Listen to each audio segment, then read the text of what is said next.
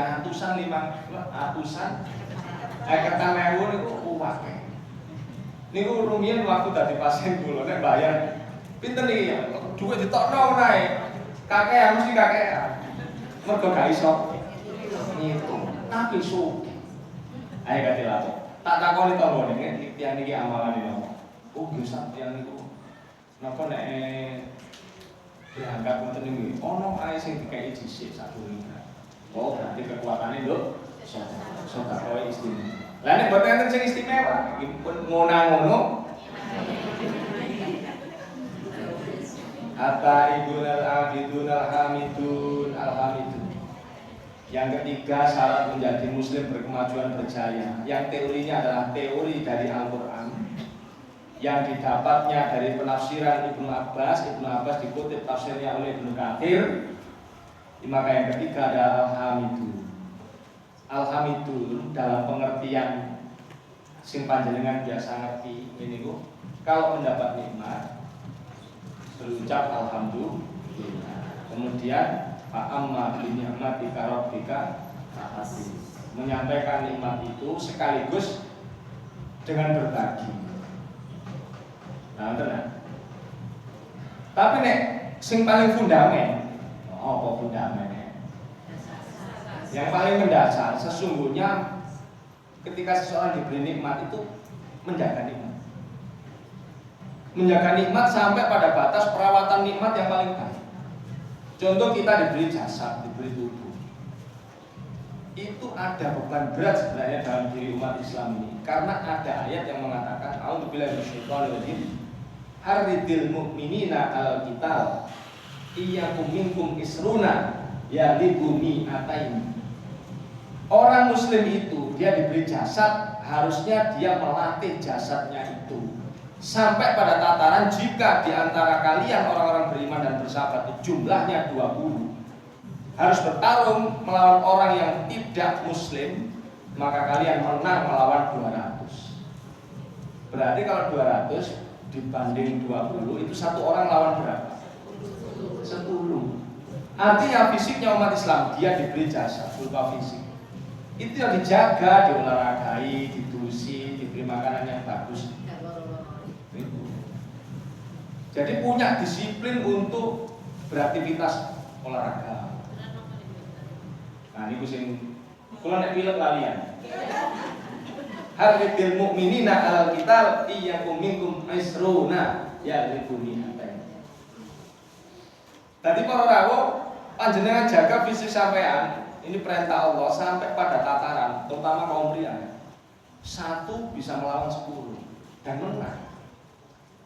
Makanya saja nih fisik-fisiknya umat Islam itu mereka yang sudah balik sampai mereka umurnya setara Rasulullah 63, 65 itu harusnya ya fisiknya Kopassus. Standarnya itu pos apa tampolo, sekuat petampolo, apa tampolo, kuat Melayu PP, 5 kilo PP. Harusnya begitu. Tapi kalau umat Islam jangankan melakukan aktivitas olahraga, melawan piringnya nggak menang. Ini sudah tidak baik Pak untuk sampai ada keluhan ini. Tapi enak ya. Ini jamnya ini sudah bukan jamnya makan, ini jam sekian ya. Tapi enak. Kalah musuh piring, ngelawan piringnya gak menang, apa mana melawan 10 orang. Kafir apa iso menang? Ini kok diarani orang bersyukur. Subhanallah. Ini kualitas wong Islam. Tapi wong Islam mereka sepanjang. Yang mereka wis mboten sip-sip tok mriki. Alhamdulillah. Kalau informasi Al-Quran mengatakan wa qalu alhamdulillahilladzi sadaqana wa'dahu wa awrafana al-ardha nataqaw minal jannati haitsu nasya. Ciri khas orang bersyukur itu lisannya, lidahnya itu basah dengan zikir alhamdulillah. Tidak sebaliknya, mau dikongkon zikir alhamdulillah kok malah zikir ya Allah. Hari Bowo nasional, bulan Bowo nasional. Sing lanang Bowo 100, sing wedok Bowo 50, nggawa gula 3 kilo. Mantuk diparingi berkate ukurane 3 meter 3 cm per 30 cm persegi. Nah ini pinten 15 nih. 15 cm. Nggih 15 nih kaya. Lah niku 30 cm niku berarti 2 kali lipatnya. Dukure sak padha kopiah 9 cm. Tapi mantuk diparingi niku nggih isine mau 3. Jadi dibawa untuk di panggonan menuju parkiran itu digoyang ini muni kelotok. Toto do parkiran diinceng wong gak sabar disolasi. Nglungi isolasi angel bening isolasi. Jarene sing lanang wis aja didelok. Wong disolasi angel mesti delok ndok omah. Aku penasaran. Begitu dibuka isine jeruk ijo dereng mateng. Onde-onde ketawa. Sing atos niku kali air mineral. Wong ngomong apa?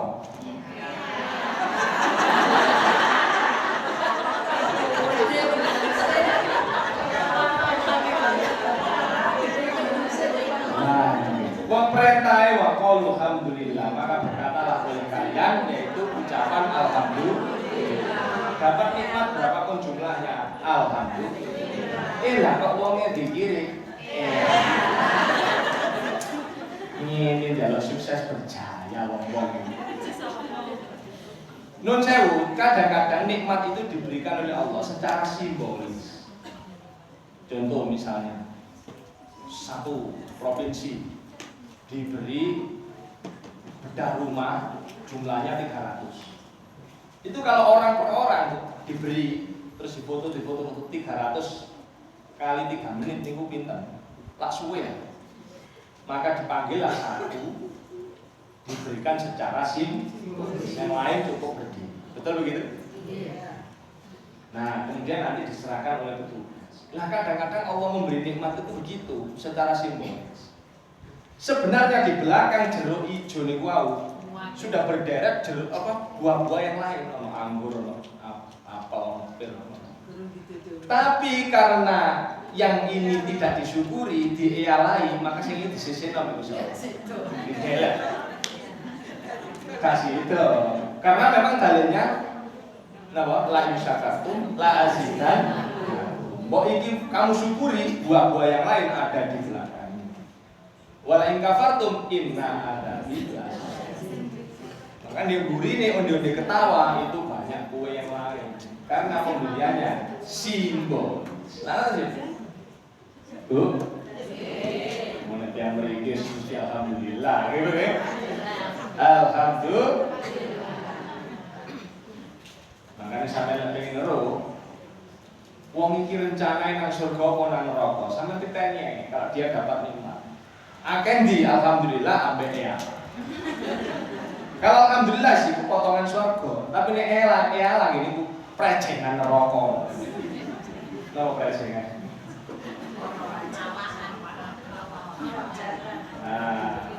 At-taibun al-abidun al-hamidun as-saihun. Yang keempat adalah as-saihun. Sukses, berjaya, berkemajuan itu bukan dengan teori-teorinya profesor, teorinya Rasulullah melalui Al-Quran ditafsirkan oleh Ibnu Abbas, dikutip oleh Ibnu Katsir. Ternyata yang berikutnya adalah as-saihun. As-saihun itu punya 3 makna. Pertama, as-saihun adalah orang yang melakukan perjalanan. Nah, ini sing berita baik itu. Jadi rekreasi yang mlebu teng mriki. Dinas luar kota yang mlebu teng mriki. As-saihun perjalanan jauh. Makanya orang yang safar, orang yang perjalanan jauh dihargai oleh Allah, doanya mustajabah, setara doanya orang tua. Setara doanya orang puasa. Orang safar, orang yang perjalanan jauh, itu kualitas doanya kalau dia berdoa dikabulkan oleh Allah, setara doa orang tua, setara doa orang puasa. Itu sudah masyhur terkenal. Yang kedua, orang yang melakukan perjalanan jauh boleh mengqasar sholat. Itu penghargaan dan keringanan Allah. Karena di sebalik itu akan ada banyak sekali manfaat besar. Orang itu kalau tahu sana, banyak tempat yang dia tahu. Pikirannya luas.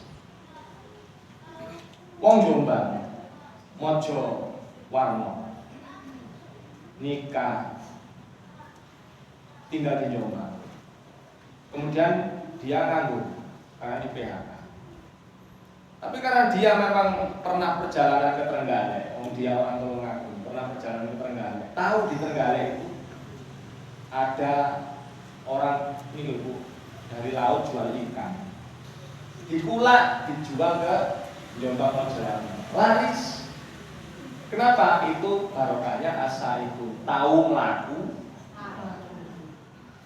barokah asa itu. Dan ada sahabat namanya Khalid bin Walid, itu kalau memimpin perang tidak pernah kalah. Bahkan Khalid bin Walid itu pernah perang berhadapan langsung dengan Rasulullah yang kalah dalam perang itu. Tapi itu sebabnya karena sahabat-sahabat itu nggak patuh. Kan Rasulullah ngomong, nanti kalian 150 orang ada di bukit, jangan turun sebelum saya yang memerintahkan. Perang dipimpin Abu Jahal, tapi di dalamnya ada Khalid. Strategi mereka mengkolek kalah, uncal perhiasan-perhiasan yang kamu punya.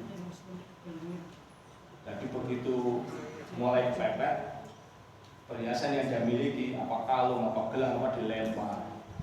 Orang yang di atas berpikir, oh wis kalah, mereka sudah lari, ayo kita turun, mundur. Khalid putar haluan, ganti posisi di atas, umat Islam dipanah. Khalid itu perang berhadapan dengan Rasulullah itu. Khalid pernah. Pada waktu dia Muslim, dia memimpin perang, nggak pernah kalah. Sampai di zamannya Umar bin Khattab, Khalid ini dipecat karena apa? Khawatir jangan-jangan orang itu kalau perang dipimpin Khalid mesti menang, seolah-olah yang ngarai menang itu Khalid. Sehingga orang Muslim itu kerennya itu apa? Dipecat pada saat paling hebat. Ini mesti ini ngono. Sama tak lereni cak apa? Maka sama pintar ngono mesti ini. Tutup ini sama tak lereni malas sampai telatan loh. Ngisi-ngisi ini.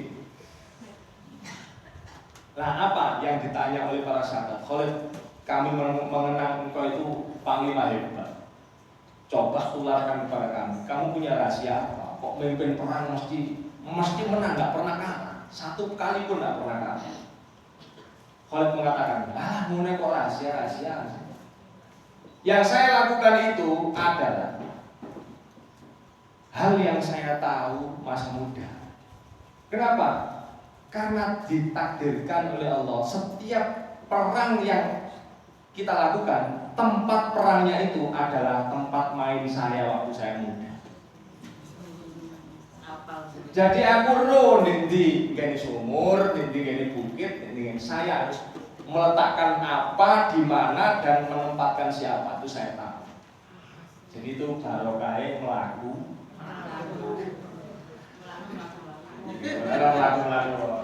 Tapi ini baru kata pertama, oke? Mari ngono. Wes nek ngono saiki ngajine dikurangi ditambahi tulis. Tapi kurang dolen nggih bahaya. Makanya nek kuwi bisa tulisan apa? Selamatkan anak negeri dari bahaya kurang rekreasi. Yang kedua maknanya, asaihun itu adalah puasa. Jadi orang mukmin muslim itu memang harusnya jagoan puasa.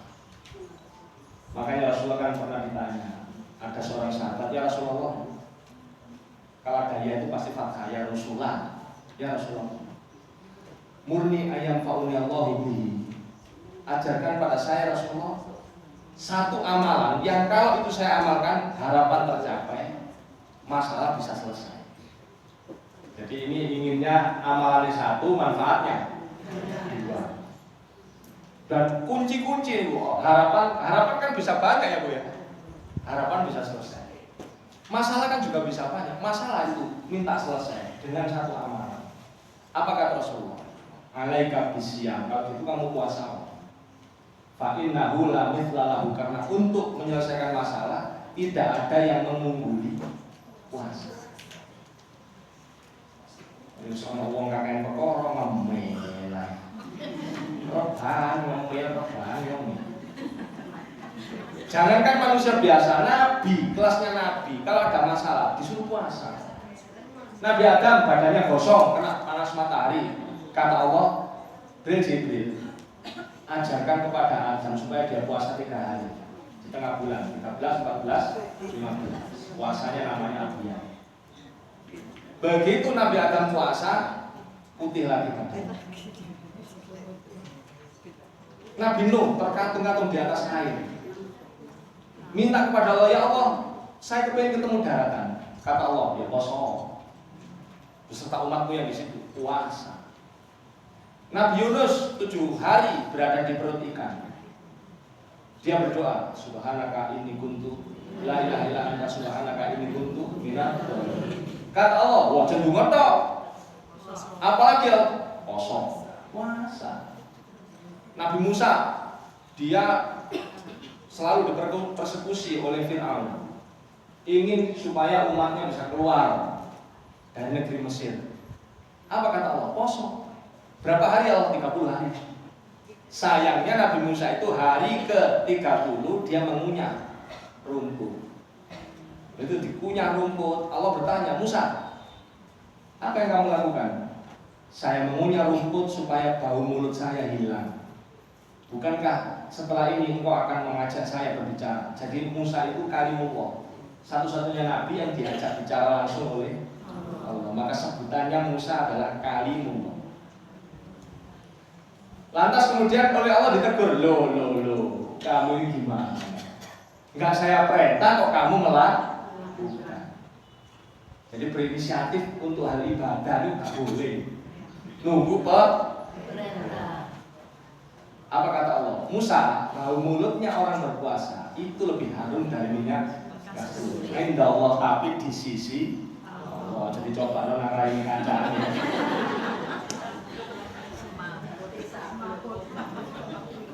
Apa kata Allah? Wis tambahane nek ngono posomu pinter ya Allah 10 hari. Berarti puasanya Nabi Musa 40 hari. Suatu waktu ini jangan mari. 40 hari puasanya. Makanya nek ana wong poso kok 40 dina. Niku jane nggih kencantolane. Berarti dia manut puasanya Nabi Musa. Cuma Nabi Musa itu tetap buka. Lah mau juga tombol ten gak buka ya. Akhire sing mlebu ya gembolo geni, lembu sekilan, bojo mesti. Jalan goyah.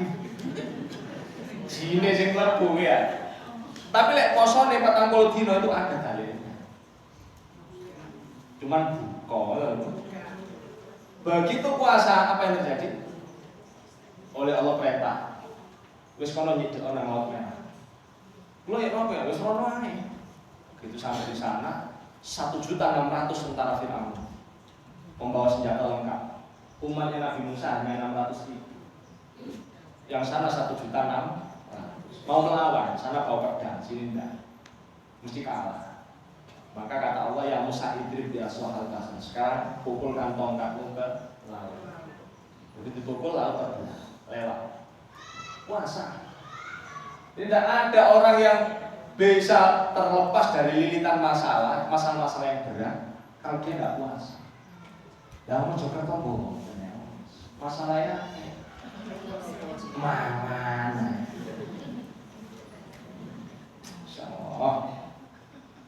Nanti yang begini kalau tinggal ahli poso, terutama minggu gue jam 11 nih posoan sampai subuh. Ibu bapak yang dirahmati Allah, yang ketiga makna dari asa-ibun itu kepakaran ilmu. Silakan panjenengan buka di Ibnu Katsir. Ibnu Katsir terutama yang diterjemah oleh Salim Bares, Said Bares. Kalau yang baru-baru ini yang tebel-tebel itu kan terjemahan yang salafi, jadi banyak yang dihilangkan. Kalau yang Said Bares, Salim Bares, terbitan Bina Ilmu itu yang lama-lama tahun 80-90-an. Itu memuat itu. As-saibun bimana pertama perjalanan, 2 puasa, 3 kepakaran ilmu. Jadi kula panjenengan saya niku hidup di dunia ini sampai diwajibno menuntut ilmu kan nggih. Sampai level pakar, Bu. Meskipun tidak dibebani menjadi pakar yang banyak pakar. Satu saja pakar yang sampai miliki itu sebenarnya sudah cukup. Kok ono wong urip sampai umur 50 swidak kan ilmu pakar balas. Mboten cocok kali ayah. Enggak bisa maju, enggak bisa berjalan. Harus pakar. Meskipun ilmu sederhana harus pakar. Nun sewu. Sebelum kita kasih contoh ke orang per orang, kita lihat bagaimana perkembangan Islam di Jawa. Islam itu menurut Marco Polo sudah datang di abad ke-7 Masehi. Itu tidak lama setelah eranya Rasulullah. Rasulullah kan abad 6. Abad 7 657 Masehi. Tidak lama setelah itu sudah dikirim. Islam sudah sampai di pesisir utara Jawa, berarti daerah Lamongan Tuban. Tetapi tidak kunjung berkembang. Baru setelah abad ke-13-14 mulai berkembang. Kenapa? Menurut Profesor Agus Sunyoto dalam buku Atlas Wali Songo, karena 9 orang ini semuanya adalah pakar ilmu. Bukan hanya ilmu Islam. Panjenengan tahu yang namanya Maulana Malik Ibrahim datang ke Gresik di daerah namanya Leran, kecamatannya Leran itu apa? Gresik itu apa mau sih?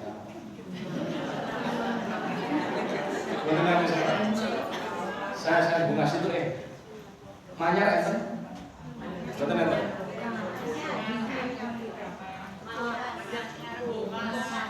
Saya enak sing cocok pulau mesti ini. Saya mungkin mudah-mudahan nanti ini. Bukan. Sebutannya itu kayak Manyar atau Lemek, satu suku kata. Tapi kalau desanya desa Leran. Ini yang namanya Maulana Malik Ibrahim itu datang tidak langsung dakwah. Beliau mengamati yang dibutuhkan orang sini ini apa sih? Ternyata Bu, waktu itu Mojokerto itu dilanda perseteruan internal, yaitu Majapahit Timur di Banyuwangi, yang di sana adalah Bre Wirabumi, itu berseteru dengan Wikramawardhana. Wikramawardhana itu yang di Trowulan. Sampai yang namanya tanah pertanian itu hancur rusak, sehingga banyak orang kelaparan, nggak bisa makan karena sawah-sawah rusak. Oh ini kalau begitu yang dibutuhkan adalah logistik makanan. Maka dibendunglah sungai di Leran itu, dibuat oleh Maulana Malik Ibrahim sawah pertanian. Lantas kemudian sawah pertanian itu menghasilkan banyak padi. Oleh beliau dikirim padi itu disumbangkan ke Mojokerto, Majapahit. Pimpinannya ya waktu itu mengatakan ini orang yang berjasa kepada kita. Maka beliau kemudian diberi gelar Wong Agung. Sebagai kompensasinya, tempat beliau tinggal itu diberikan hak berdakwah sekaligus dikawal. Siapa yang mengganggu nanti berhadapan dengan kerajaan. Meskipun Mojokerto atau Majapahit itu percampuran Hindu Buddha yang sinkretis, meskipun beliau Muslim diamankan, tidak ada masalah. Kenapa? Karena dipegang oleh pakar. Juga ada Syekh Maulana SK. Beliau ini pakar pengobatan, pernah dibawa ke Banyuwangi karena belambangan dalam kondisi wabah. Beliau yang mengajari bagaimana hidup bebas dari wabah. Bebas, bisa bebas dari wabah, sehingga kemudian Islam mudah tersebar. Dan banyak lagi pakar-pakar yang lain yang semuanya itu pakar, sehingga tidak lama setelah itu 50 tahun dari kurun waktu Maulana Malik Ibrahim beserta para wali ini berhasil mendirikan sebuah kerajaan Islam terbesar menggantikan Majapahit, yaitu di Demak, namanya Demak Bintoro. Kenapa? Karena dipegang oleh orang-orang punya ilmu. Nah, ini bedanya. Jadi orang kalau punya ilmu bermanfaat untuk dakwahnya lebih luas. Luar biasa kalau ada ilmu. Dan sampai detik ini belum ada di Indonesia ini pakar atau organisasi apapun yang mengungguli prestasi dakwahnya para wali. Sama mau otokritik, kritik ke dalam mau, mengkritik Aisyah Muhammadiyah dikritik boleh.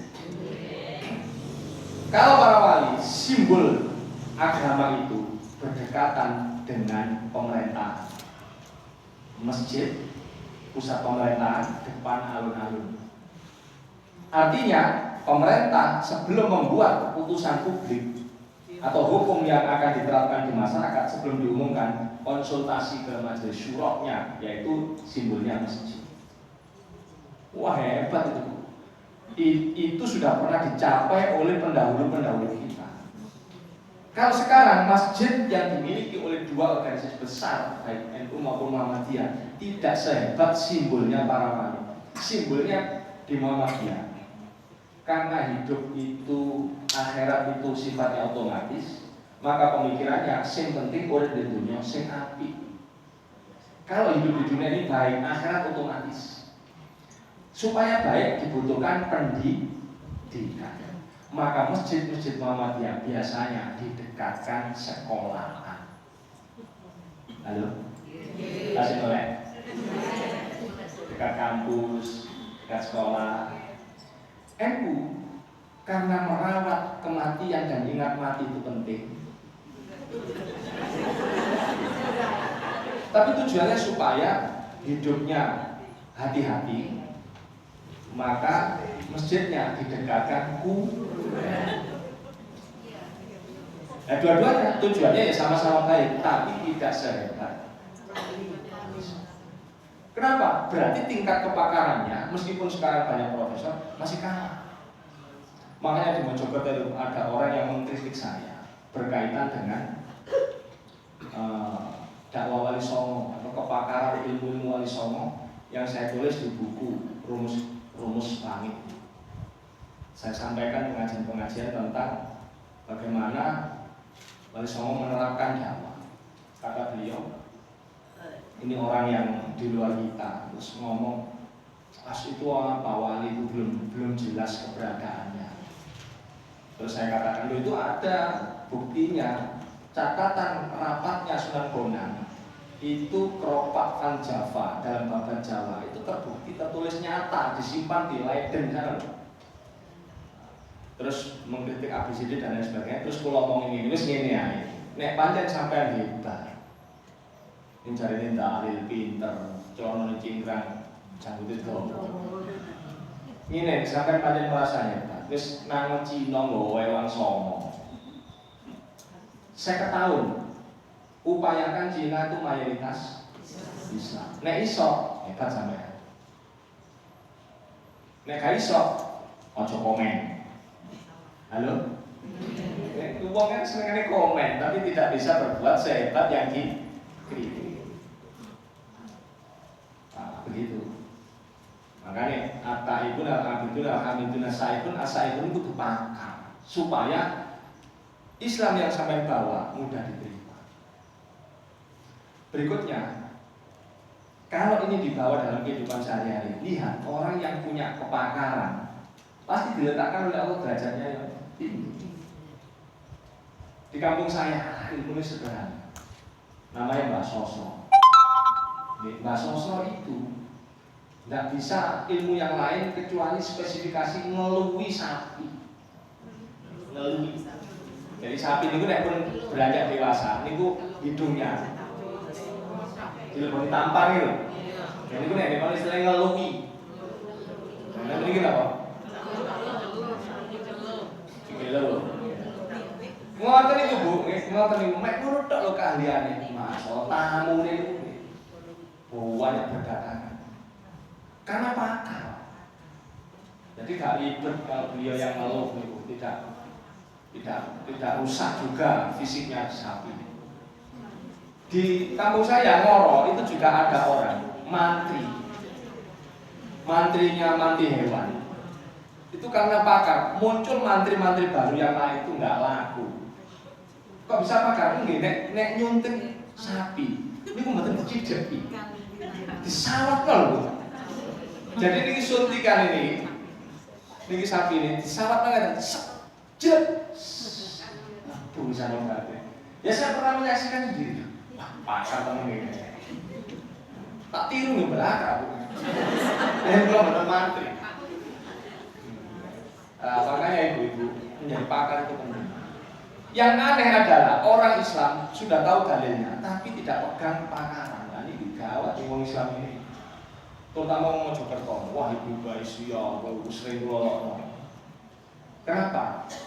Mojokerto identik undi-undi, betul? Tapi nek ono wong undi-undi, kepengin undi-undi Mojokerto, belinya itu di Bali. Bali itu namanya saja sudah jelas bukan Jawa, bukan di Muslim, Cina. Terus ngomong sing pengajian Aisyah, Fatahnya dan lain-lain sebagainya. Iki lapo wae kok iso ngelundi-undi iki lapo wae. Mosok sih gak iso topo sak wulan. Terus melakukan penelitian deh. Ya apa carane ngelundi-undi sing enak empuk. Nggak resep sing dicoba iki. Oh ini berarti kurang ini, mending gak meneh. Mosok 30 dino gak dadi. Wah, kok gak pakar blas iki. Panjenengan Bu yang punya dalil itu, maka panjenengan sampai hari ini sik nggak ada tugas umum takoni mangke, umum ditakoni. Sopo sampai malaikat ya, sampai niku duwe tugas sebagai wujud panjenengan wajibnya seorang Muslim menuntut ilmu. Sampeyan boleh di mana sampean yang bisa jadi pakar. Setidaknya panjenengan bercita-cita, aku kudu pakar. Oh, mbok wis sampean pilih sing sampean iso ya. Mbok kok manung undi sampean ambil alih mboten napa-napa. Supaya kenal dadi undi Jombang. Jadi ngene, ana undi-undi anti stroke. Kok kita ana wong miring-miring kena stroke ya.